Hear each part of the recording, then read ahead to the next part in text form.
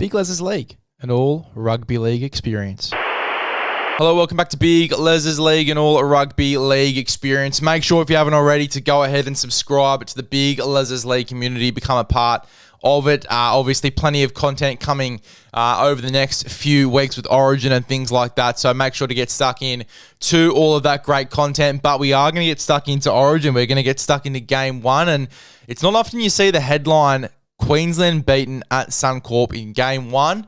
And especially the headline, Queensland dominated at Suncorp in general. But that's what we saw here, 18-6 the final scoreline, but it probably could have been 30-6. It probably could have been 40-6, you know, if the Blues took it to another star up or another level up from what they were playing at. They completed it around 83%, which is still pretty good for how they were playing and the amount of penalties and things like that they were called in this game. To complete it at 83%, is really, really good. I thought that some of their key guys were outstanding, and there was a real period in that game where Toto goes off the field. Their defense in this one is heroic. It was also extremely inspiring as well, and I think that they're going to take a lot of confidence out of this one, not only to get the win at Suncorp Stadium, but to do it in the fashion that they did and to completely dominate the Queensland Maroons side. It is definitely a positive, and they'll definitely take a lot of confidence out of that win for sure. Let's go into New South Wales first. I think that we can keep this relatively short and sharp because there's not too many negatives here. There's definitely a lot of positives. So let's get stuck into New South Wales.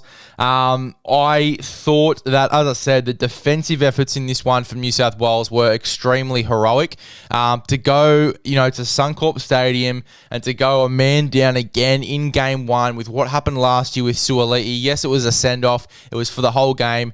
That's different.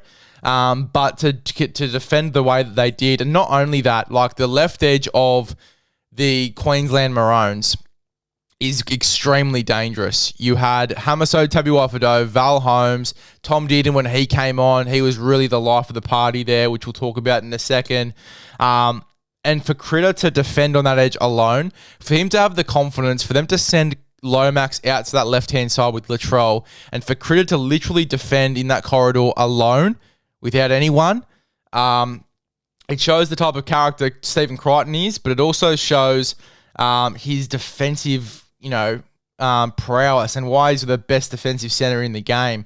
Sure, 4 missed tackles, but those were tackles he was bouncing off, and then he'd get that second contact and he'd grab back on him and finish off the tackle. He was outstanding in this one. Take out the try assist, take out the meters, take out everything else, and you look at his defensive performance. He was the MVP of this game, Stephen Crichton. If he's not there, Queensland probably score two or so tries, and they probably get up or have a little moment to get back in this game with Toto going off the field. If Stephen Crichton isn't there, it is a massive disadvantage to the Blues because his defense in this one, even when they were 13 on 13, was phenomenal, and it definitely saved a lot of opportunities as well. But not only his defense, his running game, him against Hammer, it was a pretty downward battle there for Hamiso Tabuai-Fidow. Got run over a few times, and then just from an attacking sense as well, couldn't really get into the game. Hamiso Tabuai-Fidow, sure 11 runs, sure it was for 108 metres, but that's it's not relatively quiet. It's decent stats, but he didn't break the line. He only had the one tackle bust. It was a pretty good defensive performance from Stephen Crichton in this one, and did a real good job on Hamiso Tabuai-Fidow. Brian Toto and Lomax at a yardage were huge. Just some of their, carries on play twos were so vital to the Blues and starting sets off with momentum. There were rabbit sets, or, what we call they'd be back sets, where the generally up to tackle 4, tackle 3, tackle 4. You're getting backs running the ball up. So you'll get the wingers to take up the first 2. You'll probably get the centers in. The fullback might take a carry as well. So the forwards can get their breath back for the next defensive set.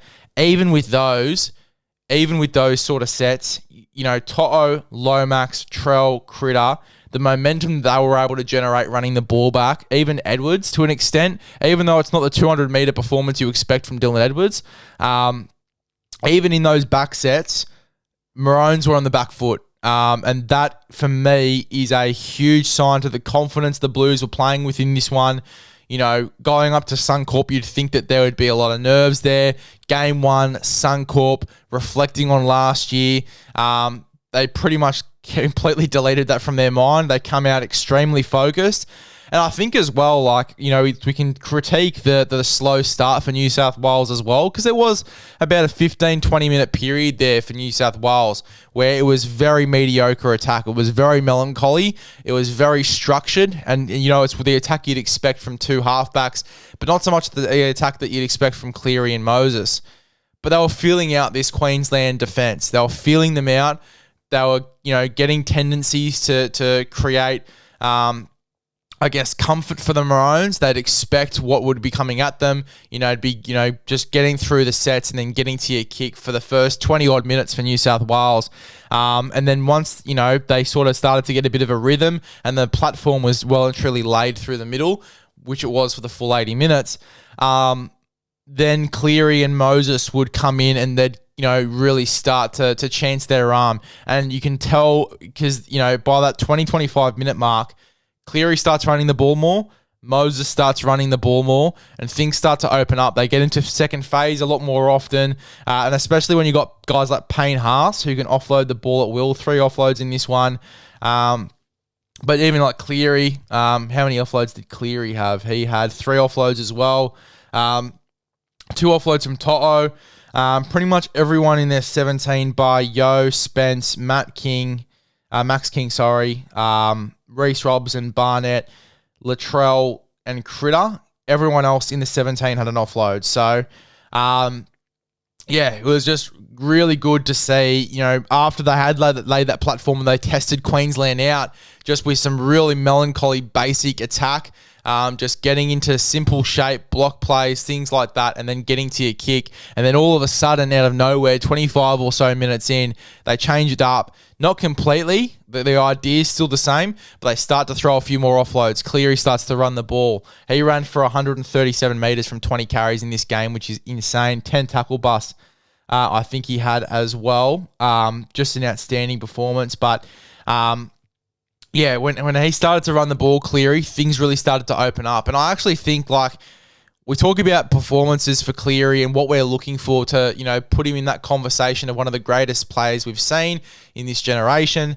You know, the argument always is origin and origin dominance. I think this game was a real dominant performance from Cleary. You could tell that this was his team. The kicking was off, and that was the big thing for me. And, you know, sure, you can use that as an excuse. But, you know, he still kicked for 455 metres. He had a majority of the kicking. Moses only had the 6 runs in this game. You could tell that he was really playing that second receiver role and playing off the back of Cleary for majority of this one. Cleary was still getting into second receiver quite a bit, and they were, you know, swapping that roles. And then as that combination starts to grow, they're going to get more comfortable doing that, and Moses might have a little bit more involvement. But Cleary, he was outstanding, and you could just tell that, you know, by that 20-minute mark, he was getting a lot of confidence with his running game through, you know, from that point onwards. And it was really damaging, and it hurt the Maroons as well because you know, you'd get a roll on from Haas and Barnett and even Lenu and Hudson Young when he was coming on through the middle. I thought that he was outstanding as well. Max King played 40 minutes and he was very strong through the middle. They got that roll on a real good platform, and then the Cleary just running in between tired defenders and getting an offload, and then you get another mobile guy in a Hudson Young or another mobile guy in one of the backs, maybe a Latrell, maybe a Lomax getting the ball and running through those gaps as well. It really threw the Maroons off, and it actually, you know, created even more momentum for them as well.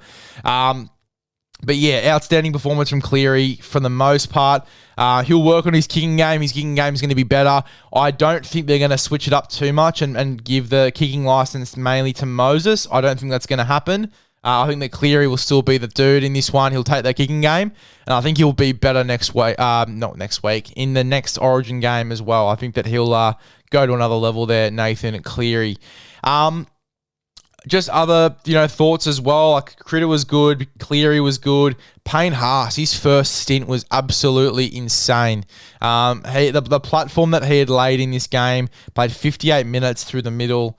Outstanding. 30 tackles, 0 missed, 154 run meters, 5 tackle busts.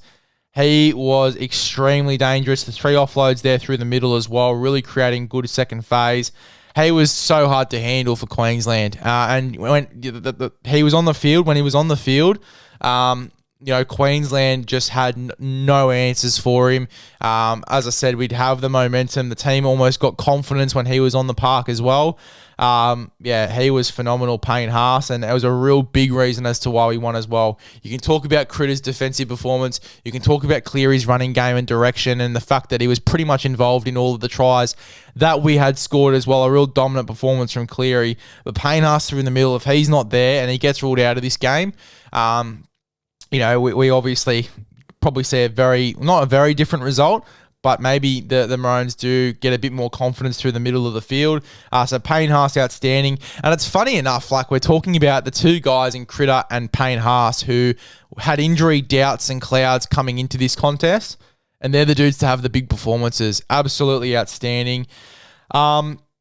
As well, who else can we talk about here? Max King playing 40 minutes in the front row. Looks really good. I think that he is an origin player. I think that he just provides so much coverage for guys like Barnett, for guys, through the middle, if pending injury and things like that. He can come on and have a real impact there through the middle and play big minutes if there's injuries. 0 tackles missed there as well. And I think the big thing, have a look at this, right? Yo, Watson, Lenu, all didn't miss a tackle. Yo, Watson, Lenu, Young, and Max King did not miss a tackle. Payne Haas did not miss a tackle from 30 tackles. Cleary, 22 tackles, 0 missed. Latrell, 18 tackles, 0 missed. Edwards, 0 missed, but you don't really make too many tackles at fullback anyway. But that is a really strong defensive performance. And as I said, same sort of deal for Critter. With the missed tackles, right, they'd miss the tackle, but they'd get the second contact or someone else would fly in and their scrambled D would save the day. Literally the only defensive budge in this game was that Xavier Coates try. And, that was just a little bit of fatigue, but they got themselves back into the swing of things as well. And they ended up getting a really, really good win there against the Maroons. Really solid performances from some of their key men. Even Robson, I thought, was really good. 41 tackles, only 1 miss there. Just defended his ass off, and his service is so good. Like, we talk about the halves and the platform that they can lay as well off the back of the platform laid by the forwards, but if you don't have a good hooker there who can manipulate the defense, ruck recognition, a little bit of a running game as well, which was dangerous, like a Reece Robson, it is quite hard for the halves to lay their platform as well. Really good service is really key for good halves to lay that platform. So Reece Robson was good in this one as well. Let's talk about Queensland. Tough night for the Queensland Maroons in this one. Obviously conceded 18 points. Definitely not what you want to see. Just writing the timestamp down for this one as well. Real tough night for Queensland, unfortunately. Not unfortunately for me as a New South Wales fan, but just unfortunate for them. Just real poor performance and dominated. To be honest, 78% completions. It isn't the worst, and it's probably a compliment to the way that they actually played in this one. They just really couldn't get much momentum through the middle. Mo Fotuaika played 46 minutes. He had 4 runs for 37 metres. Some of their key guys, even Bo Firma when he came on for the 20 minutes that he did, only had the 28 run metres from 4 carries. Who else is a good example here? Cotter and Nanai, they were spreading the ball quite a bit. Nanai had a great game, which we'll talk about, but they barely got over 50 metres. Nanai only had the 43 run metres there from 5 carries. They should have gone to him a little bit more often because he was having a night out. But yeah, just not getting the momentum they would have liked. Even though some of their key guys did run over the 100 metre mark. New South Wales were easily the dominant pack through the middle. I just think they probably need a little bit more of a younger, looser pack. In saying that as well, I think that DCE, he didn't suit the footy that they were playing, which was very explosive. I think they did, and as soon as he came on, it was just not a complete difference and a complete shift, but they played better footy when he was on the field, and he was, ball playing through the middle, even though he was spending majority of his time at 9. When he came onto the field and he was through the middle there, even at 9, just his, speed coming out of 9, the 2 runs that he had there, obviously as well, when they were spreading the ball away, coming from their edge, he'd get in at like second or third receiver and try and create something as well. He had a really nice running game in this one, Tom Dearden. I just want to see him in the halves. I think that he'll take DCE's spot going into game 2. I just think that the footy that they wanted to play, especially to start the game, they were shifting the ball really early in the tackle count and trying to get New South Wales off guard. They've got a lot of strike out wide as well with Hammer, Toya, Holmes and Coates. I think the forward pack that they picked as well through the middle, it didn't really suit the game plan that they wanted to play, because you picked a pack that could contend with New South Wales, and yet you were spreading to your edges by tackle 2 and 3. It just didn't really make sense, the game plan there. If you want to play that sort of footy, you'd probably take DCE out. Munster was doing majority of the kicking game anyway in this one. He had a real good kick in the first half that nearly ended up being a 40-20. It was only just cleaned up by Lomax. But I would have Tom Dearden at 7 with Munster at 6 and KP at 1. They'll play that really explosive brand of football. Do you lack a bit of structure then? Yes, but it doesn't look like they were playing with too much structure anyway. Towards the back end of the game, sure, they played a little bit better, but this was a real disappointing game. It lacked structure. It lacked direction. There wasn't really a plan for an end of set. And you'd expect a little bit more from a side with DCE at 7 there. So I think he will lose his spot. I think that Dearden does take the 7 jersey just with the impact that he had coming onto the field. I think DCE will still be in the squad at 18th man, but I think Dearden takes the number 7 jersey there. I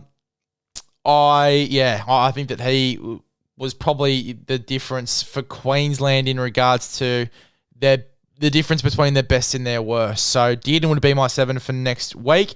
DC had a pretty decent game, but as I said, the direction just wasn't there. And I think that they need a Dearden to just provide that explosiveness and really get Munster and Munster and Ponga into the game. Other points here as well. I thought Toya handled himself really well. 9 runs, 63 metres. He was cleaned up, to be honest, quite well by Latrell Mitchell. He did have a try assist in there as well for Xavier Coates. Had the offload in there as well. 24 tackles, 3 miss. It's expected against Latrell Mitchell. But to be honest, against Latrell, I thought he handled himself really, really well. He's a real good defender for the most part. And I think he had a pretty decent game. I also thought that Jeremiah Nanai he had a few big, it wasn't an amazing game from him. 5 missed tackles defensively. We were probably right in the sense he probably should have played left side.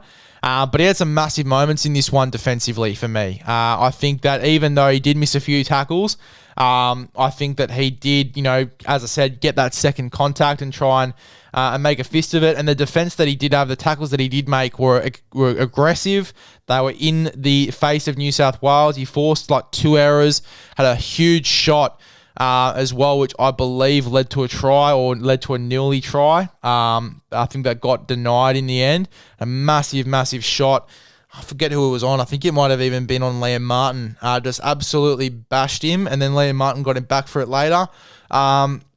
But yeah, Nanai had some massive moments in this game, and to be honest, Critter's your MVP for this one. I think that Nanai would probably be number 2. Just big moments that, got the momentum back in the favour of Queensland for those short periods. He was probably the best player on the park for Queensland, in my opinion at least, for the majority of this game. The stats probably don't tell you the full story, and the tackle count certainly doesn't either, but I thought he was definitely one of the better players. You look at Paddy Carrigan, a guy that played 72 minutes in this one, 16 runs, 136 metres. The attacking stats, probably suggest that he was probably not at his best, which was what it looked like on the field. 7 missed tackles as well from Paddy Carrigan, made 53, which is a huge knock for him. But 7 missed tackles, 11 missed tackles from Cameron Munster as well there. Just really struggled defensively, the Maroons, and if the poor attack and the quality of attack wasn't enough, They really did struggle with their D, and it is going to be something that they look at going into the next one, which pretty much is a great segue into what changes we could see here for the Queensland side going into Game 2.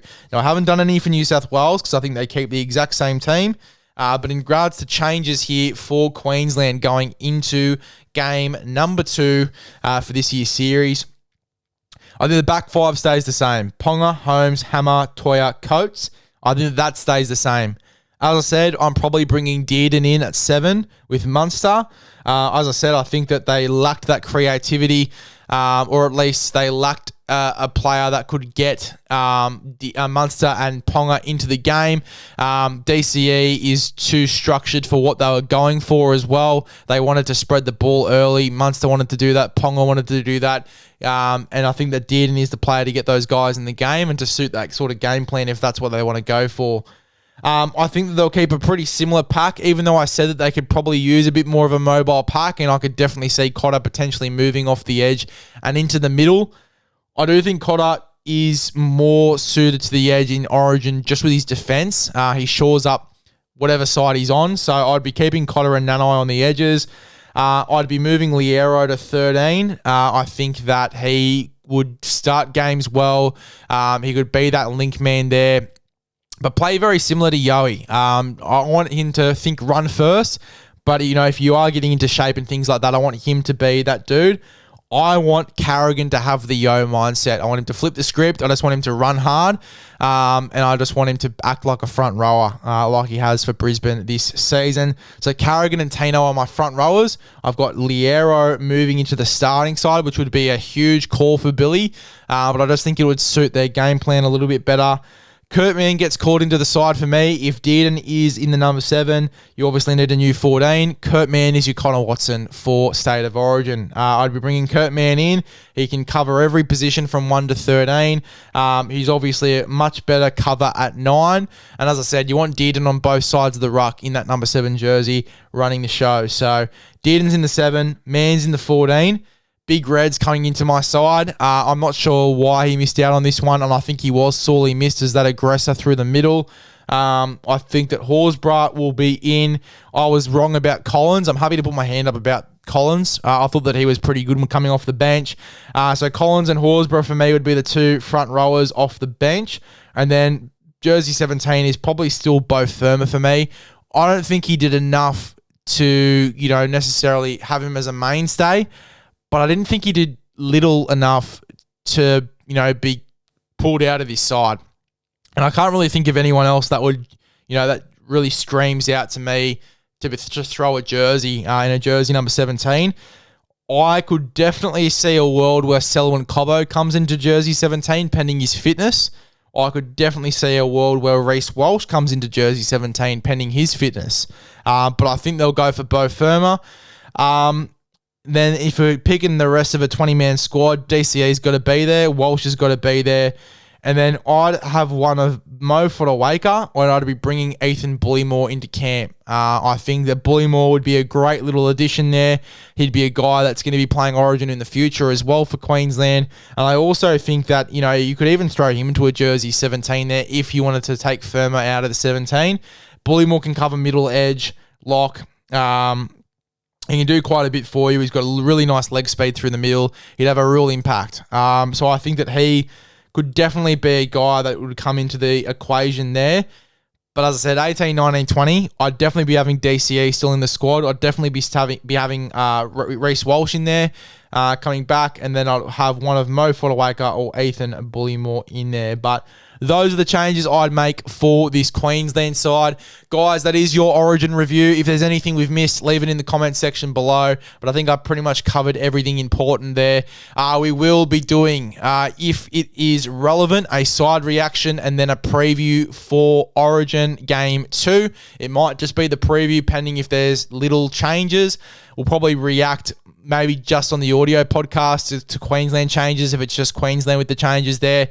We'll have to wait and see. We'll obviously let you guys know as well on the Instagram, Big LEZ'S League _ Make sure you go ahead and give it a follow and subscribe to the YouTube if you haven't already. Become a part of the Big LEZ'S League community. We've got the Breaking Bread show. We've got Origin content coming out. We're also going to bring back the drawing board this week for you guys as well. So stay tuned for all of that. We will see you guys in the next one.